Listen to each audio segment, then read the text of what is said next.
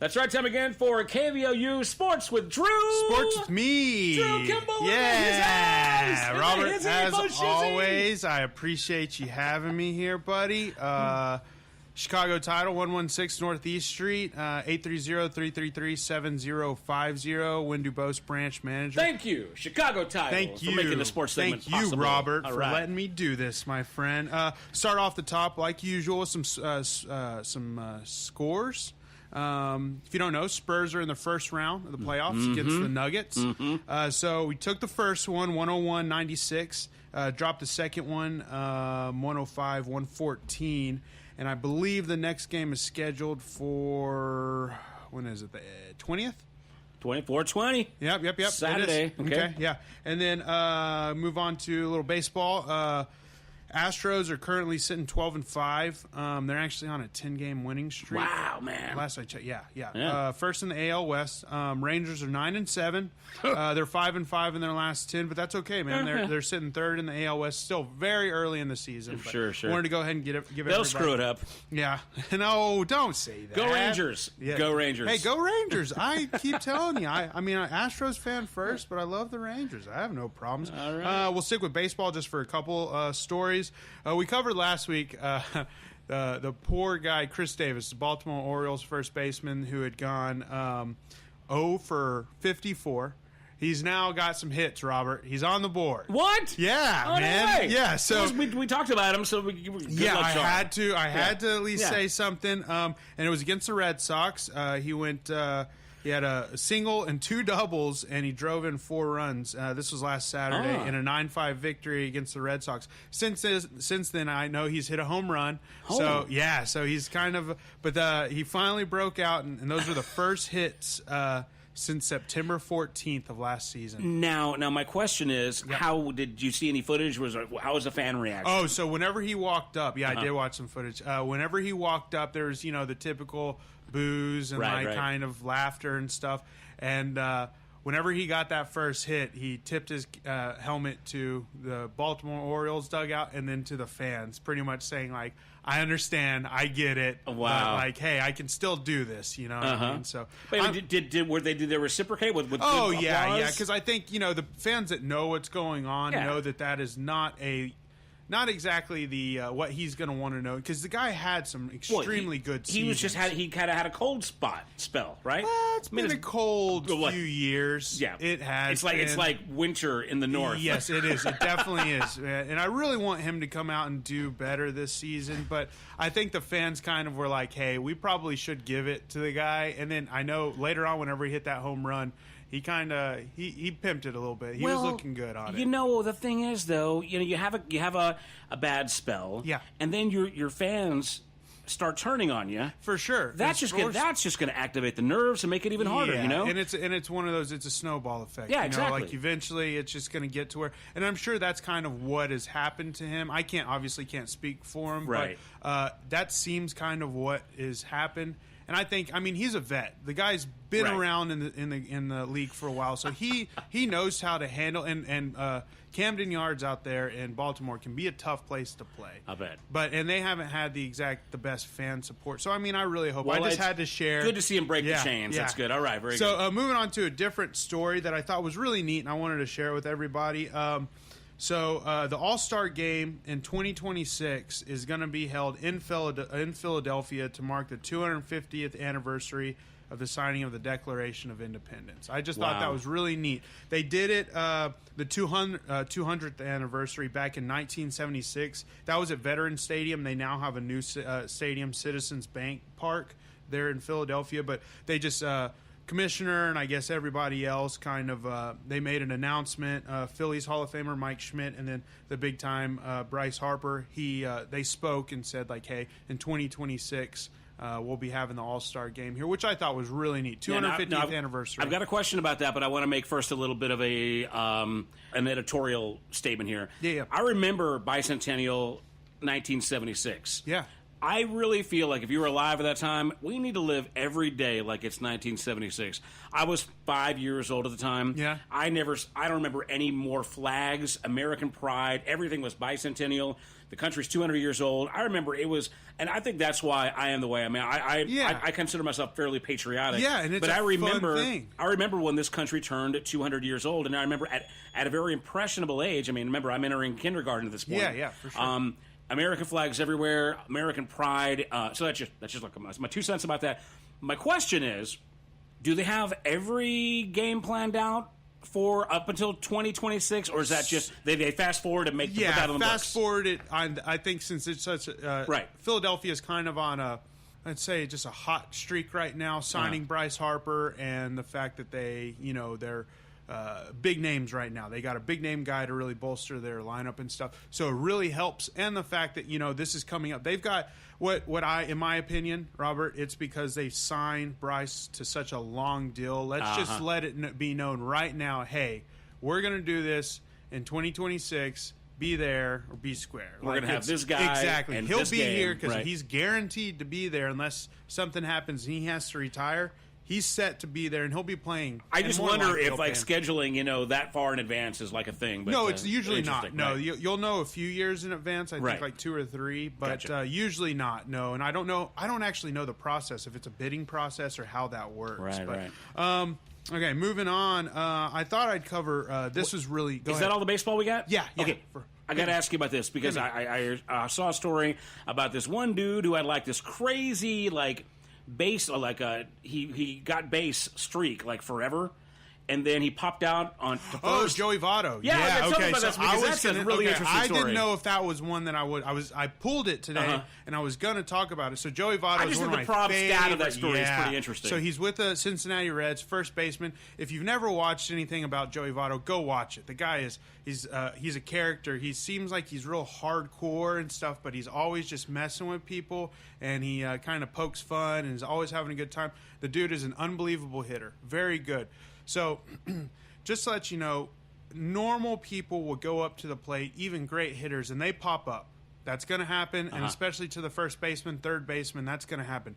The guy had, I don't know the numbers, maybe if you can fact check me on that. Okay. It was like over, I think it was like 1,900 at-bats or something crazy. I've got it. Okay, here we go. How many at-bats, and this is the first time in his career that he's popped up to the first baseman. 6,827 plate appearances over 13 seasons without ever popping out to first. He finally did it at Cincinnati's 3-2 loss at Dodger Stadium, fouling out to Cody Bellinger at the end of the 8th. Votto had played 1,591 games in a career that began in late 2007 without ever popping up to first. It is an amazing story. If you want the probability of that has to be crazy. That's the thing, is it just doesn't happen. That people have been kind of following this statistic for a while, but it's one of those you don't want to say anything, but to jinx it. Yeah, exactly. Because nobody wants him to pop up to first, and he was probably looking at it going they finally got it. Right. If you want some just real Dead quick man on that, walking. if you want some fun stuff to look at, there's a really cool interview between, I think it's Dave Letterman and Jay Leno, and they talk about Joey Votto and some interactions that they had at different parks. Look that up, and then look up what Joey Votto. No, it was David. I'm Joey Votto. It was David Letterman. Hey, I'm Joey and Votto. Jerry Seinfeld. That's who it was. Oh, okay, was it Seinfeld? Yeah, and look up. What's with this guy? Yeah, what's popping out to first? Never does it. It's amazing. Go look and then look up at Joey Votto's what he says about the interview. It's really cool. Sorry, I don't mean to. Thank you for bringing that up. What's going on? What is up with all? Yeah, I do a terrible Seinfeld, but it ain't going to stop me from trying. I appreciate it. It's amazing. There you go. Couple of other things. I want to end with some big stuff, so I'm going to leave that. But firecrackers. So the United States women's hockey beat Finland 2-1 on Sunday night for its 5th consecutive gold medal at the Women's World Championship, which was really awesome. Yeah, I wanted to cover that, give them... the only thing cooler than hockey is lady hockey. Yeah, fair enough. That's awesome, man. So that... like a nice toothless dame every now and again. It was...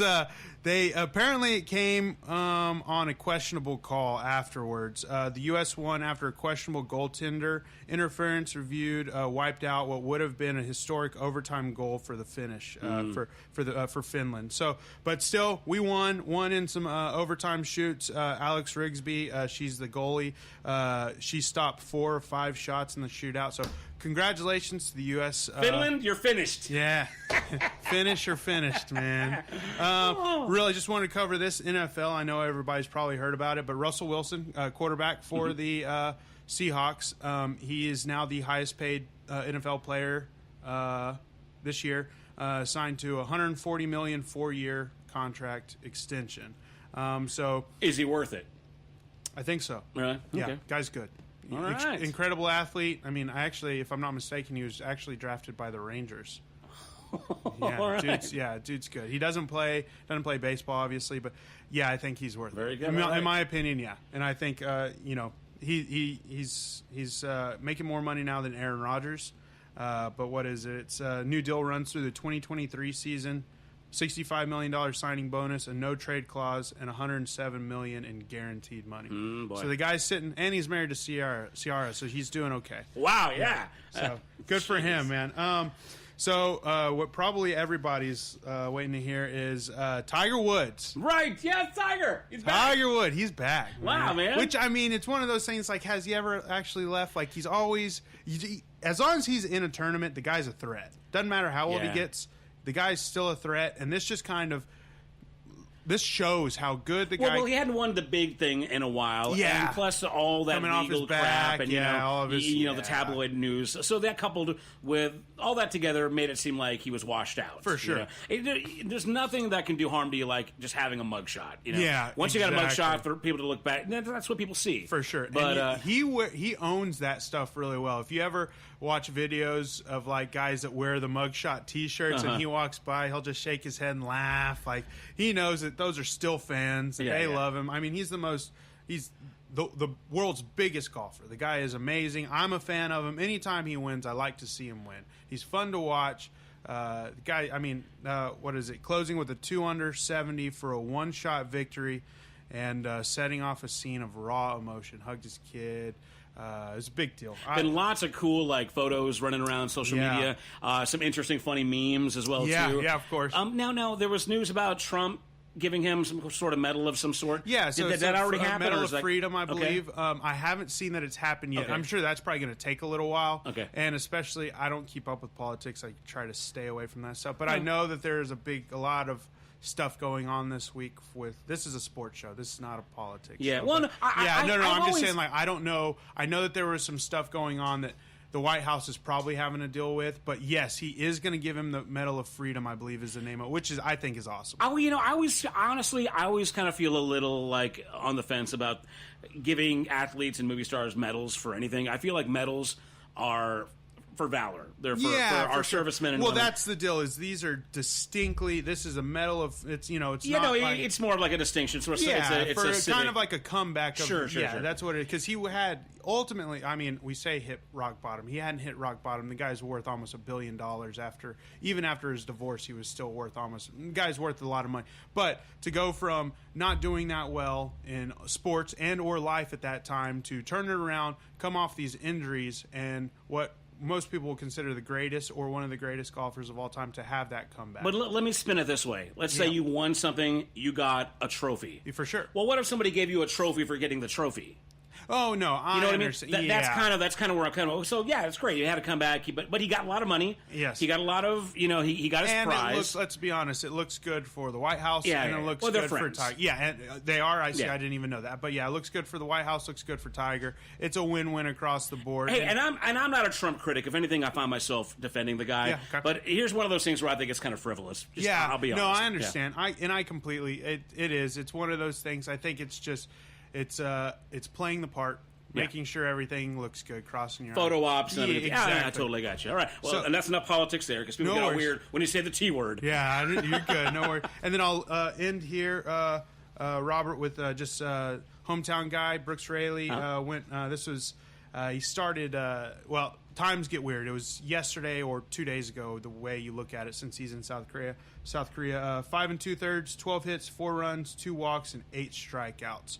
I don't know if he got the no decision or the loss or the win. I'll let you know, but I'll keep updating. Right. And always, Robert. Hey, does he have like a Facebook or a website that we can refer to every now and again?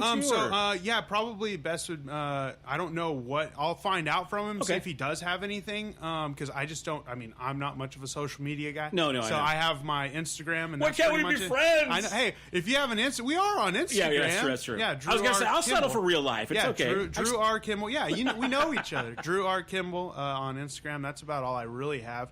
But I'll find out and see if he has anything that he wants me to plug on online. But I'll keep updating. And as always, Robert, I appreciate you having me. Heck yeah, man. Chicago Title, 116 Northeast Street, Win Dubose, branch manager, 830-333-7050. Thanks, Robert. There you go. KVOU Sports with Drew from Sports Chicago with me. Title. Woo! All right, we'll see you next week, bro. Thanks, buddy.